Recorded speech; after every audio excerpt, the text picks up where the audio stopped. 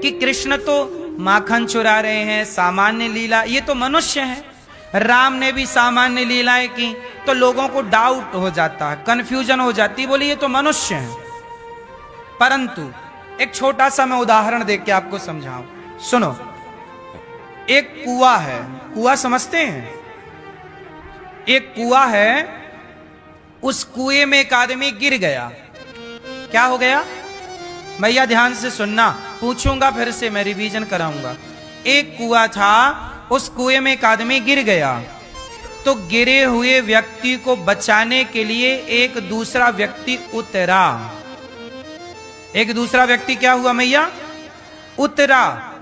अब जब उतरा तो कुएं में कितने हो गए? 2। तो ऊपर से किसी ने चिल्लाया कि भैया एक नहीं गिरे, 2 गिरे हैं। अब आप बताओ कि गिरे कितने थे? कितने गिरे भैया? कुएं में कितने गिरे? एक गिरा। दूसरा गिरा नहीं है, उस गिरे को बचाने के लिए उतरा है। उसी तरह ये संसार एक कुआं है, और इस कुएं में गिरे हुए प्राणी हम सब हैं, और हम सबको बचाने के लिए भगवान उतरते हैं। उतरने को कहते हैं अवतार। उतरने को क्या बोलते हैं? भगवान ने क्या लिया? अवतार। संस्कृत में नसैनी को कहते हैं अवतरणिका, मतलब उतरना। अवतार लिया मतलब भगवान ऊपर से नीचे उतरे, अवतार लिया। क्यों उतरे? ताकि हम जैसे पापियों को इस पाप से बचाने के लिए अपनी लीलाओं का सहारा दे सके। राम कृष्ण का अवतार ना होता तो हम कथाएं किनकी सुनते? राम ने जितने लोगों का उद्धार किया, उनसे करोड़ों गुना ज्यादा राम के नाम ने और राम की कथा ने उद्धार कर दिया। कृष्ण ने कितने लोगों का उद्धार किया, लेकिन कृष्ण के ज्ञान और कृष्ण की कथा ने आज तक उद्धार करती चली आ रही है। कथा, यदि कृष्ण ना होते तो कृष्ण की कथा ना होती, वो कथा ना होती तो हम और आप क्या सुन रहे होते फिर? तो कथा प्रकट करने के लिए ये सारी लीलाएं की। अब कुछ लोग समझते हैं कि ये तो मनुष्य है। अच्छा एक बात बताओ, क्या श्री कृष्ण मनुष्य हैं? यदि मनुष्य होते तो एक उंगली से पूरा पहाड़ उठा लिया। कोई मनुष्य एक उंगली से पहाड़ नहीं उठा सकता। आज भी गोवर्धन है, यदि कोई मनुष्य उठा सकता तो इतने सारे मनुष्य हैं, उठाए कोई पहाड़? इसका मतलब कि वो भगवान है, केवल लीला करने के लिए मनुष्य बनकर आते हैं ताकि हम सबको कथा दे सकें। गोवर्धन उठाए इसलिए ताकि वो एक कथा बन जाए कि हम गिरिराज जी की कथा सुने, और उनका ध्यान, इसी बहाने भगवान से व्यक्ति कनेक्ट हो। अवतार ही नहीं लेते तो हमें क्या पता कि भगवान कैसे दिखते हैं, उनकी आंखें कैसी हैं, स्वरूप कैसा है। लेकिन अवतार लिए तो पता चला कि भगवान ऐसे हैं। उसी अकॉर्डिंग, उसी हिसाब से मूर्तियां बनाई गई, मंदिर में प्रतिष्ठित किया गया। भाई ध्यान करने के लिए कुछ तो चाहिए। अब जैसे कुछ लोग ध्यान करते हैं, एक डॉट का ध्यान करते, एक बिंदु का, तो भाई ध्यान करने के लिए भी तो आपने एक सहारा ले लिया ना बिंदु का। बिना बिंदु का वो सहारा के आप कैसे ध्यान करते? तो सहारा किसी को बिंदु का चाहिए तो किसी को भगवान का सहारा इस रूप में, साकार रूप में चाहिए।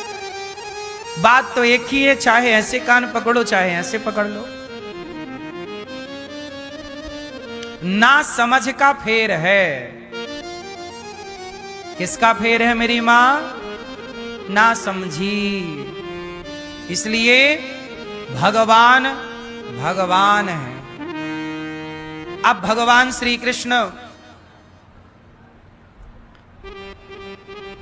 गोपियों के आगे नाच रहे हैं। एक दिन भगवान ने मिट्टी खाई। मैया बोली, च्योरी लाला तेने माटी खाई है? ना मैया। मुंह खोल।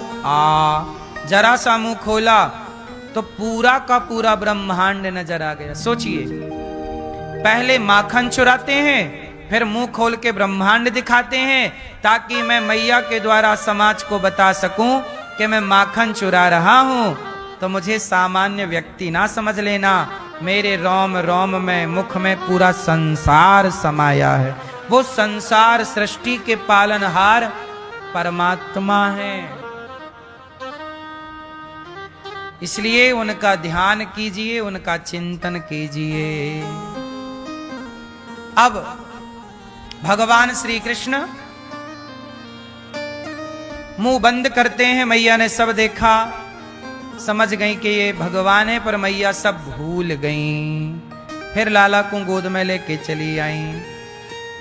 राजा परीक्षित ने पूछा कि प्रभु हमें एक बात बताइए, ये माता यशोदा ने आखिर कौन सा पुण्य किया कि कृष्ण जैसा बेटा इन्हें प्राप्त हुआ?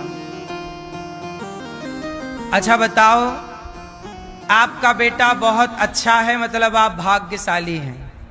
तो जिन यशोदा का बेटा भगवान कृष्ण बनकर आए, वो मैया यशोदा कितनी भाग्यशाली होंगी कि जिनके पुत्र जगत के पालनहार बनकर के आए। हाँ या ना? इसलिए भगवान का अधिक से अधिक ध्यान करना चाहिए। आज मैया का पुण्य पूछ रहे हैं सुखदेव जी से परीक्षित जी, कौन सा पुण्य किया? मैया, ओ लाल मैया, नींद आ रही है मेरी माँ?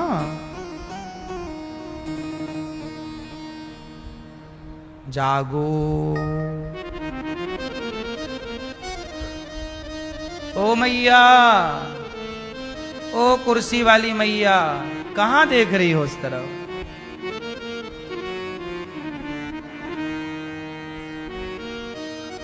इस तरफ देखो मेरी मां।